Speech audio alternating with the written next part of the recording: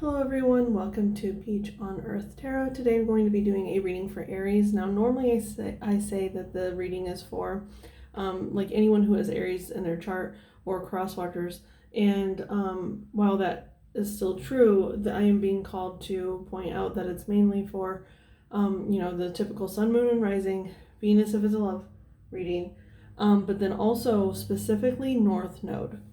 So you could either have your North Node in Aries, or you should maybe go seek out your North Node reading. If you don't know your North Node, there's a lot of websites that will tell you your North Node. I specifically use Cafe Astrology. That's the one that I am familiar with and that I enjoy. So yeah, go ahead and go find your North Node if you feel so called. But these readings I'm being called to say are specifically for North Node. They don't have to be, but there's probably going to be a North Node message. Now, just to kind of explain the North Node a little bit, if you don't know, so our North Node is always directly opposite our South Node. And our South Node is kind of like our karma. It's where we feel comfortable in life. It's our comfort zone. And I'm feeling this shift going with the collective that is taking us kind of from living in our South Node into our North Node. And our North Node can feel scary. It can feel foreign. It can trigger us, but it also is like once we decide to get comfortable with it, it's like, I was being called to describe it in another video. It's like heaven on earth, kind of. It's just where your joy lies. It's where your good karma lies. So yeah, I'm feeling a really strong shift going from South Node to North Node. So, here, what I'm seeing, because this deck is called the Spells deck, and on the back of the cards, there's like 5 or 6 different, like paintings that they have on there. And so the paintings are even kind of giving me messages, and this one specifically, I'm feeling really out of breath, and I don't know why. I don't know. Oh, I forgot to go over the energy that I got beforehand when I was shuffling the cards for you. Yeah, let's go ahead and do that before I talk about this. Okay, so the message that I kind of got for you guys when I was shuffling the cards was I was getting the sense of like either keeping the lights off or versus turning them on. And that is kind of like that north-south node kind of thing. It's like keeping the lights off is kind of the south node. It's living in our comfort zone and not wanting to push ourselves. But when you turn the lights on, it's like you see things that, you have to work through, that you have to get comfortable with. So you can't, it's like that, I'm getting that hermit energy too with that guiding light. It's like you turn the light on and you start a journey because you can see things that you didn't see before. That's interesting. And then also when I was shuffling in both of the tarot decks that I have out, I saw the Hanged Man. And so it's like almost like you're waiting for something to come turn the light on.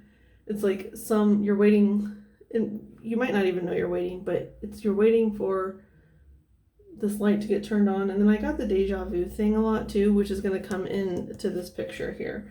The deja vu, you could be sensing like a lot of things. It's almost like eerie or makes you feel a little uneasy, but I think it's just like kind of triggering like that light to be turned on. It's like each time that happens, you're one step closer to flipping the light switch, And then here, what I'm seeing with this picture is, to me, it looks like a bed.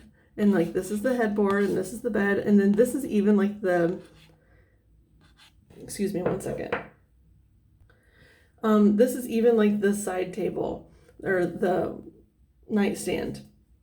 You have like your phone plugged in, right? But then it also like it wraps all the way around you, and it's interesting because it changes colors. It's black and then gold. And so kind of what that's telling me is like it's that dark to light, and you would even usually have a light on your nighttime, on your bedside table. So that's really interesting. It's like the dark and then the light turns on to the gold. That's really interesting. And so what it's kind of telling me is there's something that could be happening in your dreams. Like they could be really almost like prophetic, or they feel like memories versus dreams. Like I know that happened to me a couple of days ago. I woke up and I swear in the dream, like it was someplace that I had been in my lifetime, and I woke up and I'm like, that's nowhere I've ever been or a place that would even exist. But it felt so familiar, and like I was visiting a place that I hadn't been to in many, many years or lifetimes even. And so that could be happening to you a lot. You could be having really like, that could be where the deja vu is happening, is in your dreams. So yeah, we're gonna see what this card says. Okay, so you have the sun. That's the light. And I just saw 555. So that's like the change, going from the dark to the light. You are in this transition right now. And it's almost like the waking up, you know, with the bed here. It's like you're asleep and then you're waking up. And it's almost like you're waking up to like even a different reality. It's like the South Node reality and the North Node reality. You're waking up to the North Node reality. So let's see what it says here. The sun has many incarnations in occultism, such as Ra, Apollo, Hyperion, I don't know if I'm saying that right, or Surya. Okay. I'm going to leave the bottom part for at the end of the reading, because that's just kind of what I've been doing, and I feel like it's kind of like the end of the reading guidance a little bit. Okay. So we are going to start with the Heaven and Earth Tarot. So what is the message for Aries, please? What's the message for Aries? Message for Aries, please. What's the message? Okay.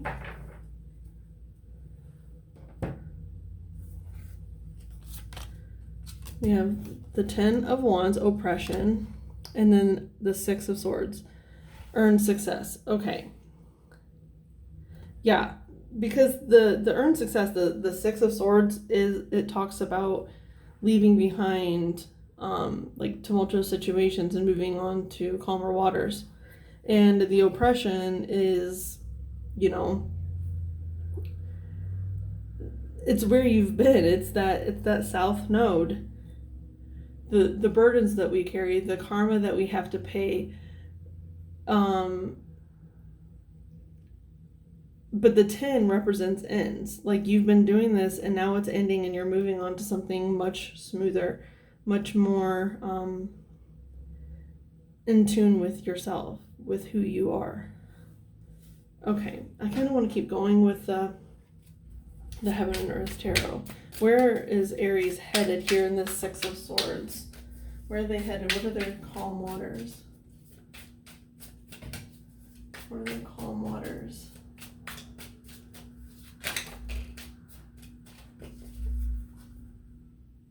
Okay, you have 60, or I just said 60 because I was going to say 66, because you have 6 and 6. So the 6 of Cups, oh, I'm sorry. You know how I was talking about that dream that I had where I was like somewhere familiar that I had been like when I was a kid, but it wasn't actually like a place that I'd ever been in this lifetime. So the 6 of Cups can really represent, it really depends on your beliefs. I personally believe in multiple realities, multiple incarnations, things of that sort. And so the 6 of Cups can represent like past lives, or past lives, or even things from our childhood here in this life. If you don't believe in reincarnation, that is usually what it would represent. And oh my gosh, you know what I'm saying here, just real quick before I continue on, there is like there's a woman and child in the front of this boat, and here's a woman and child. So it's like after they get through the calm waters to the land here in the distance, this is their life. And do you see the sun in the background? There's even the sun in the background of this card, which we have here. It's like I'm sorry, it is. It's like heaven on earth type of energy because it even says pleasure. Earn success and pleasure. You are heading to your North Node. Your North Node could be in a water sign just because this is the Cups energy and that's a Cancer, Pisces, Scorpio.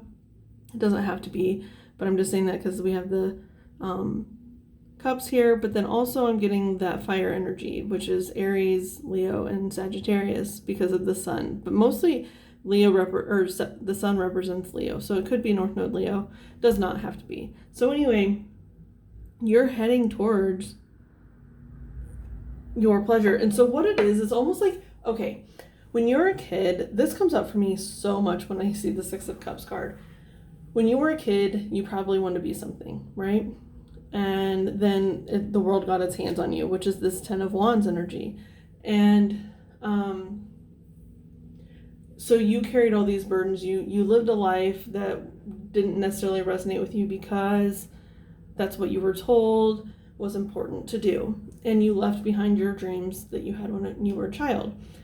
And then even if you do believe in like multiple realities and reincarnation and stuff like that,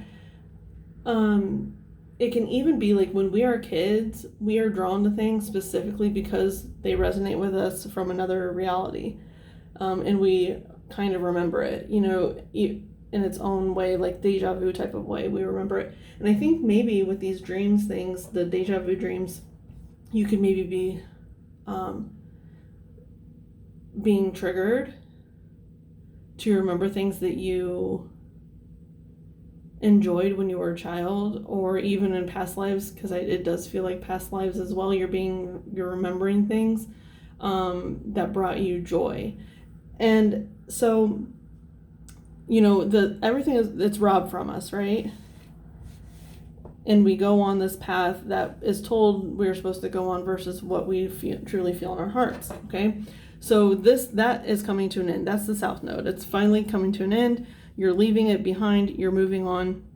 And then what's happening is you're being presented with that memory of what it is that's going to turn the wheel for you. It's a strong Wheel of Fortune energy like that I'm getting with the North-South Node thing. It's like the turning of the wheel. So it's almost like a shift in reality where this can no longer resonate with us anymore. Like it just can't mentally, physically resonate anymore. So we have to kind of like start a new path. And once you decide to start the new path, it's handed, like the memory is handed to you, what it is that you're supposed to be, the truth you're supposed to be living in. Okay. Now, where are we at? 13 minutes. I'm going to actually look at the Six of Cups with the Rider-Waite Tarot. Let's clarify the Six of Cups for Aries, please. What's the Six of Cups for Aries?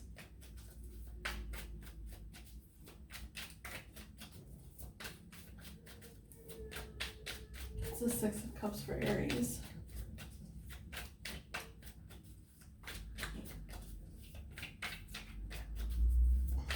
I think if you're Aries, your South Node, if your North Node is Aries, your South Node would be Libra, I think.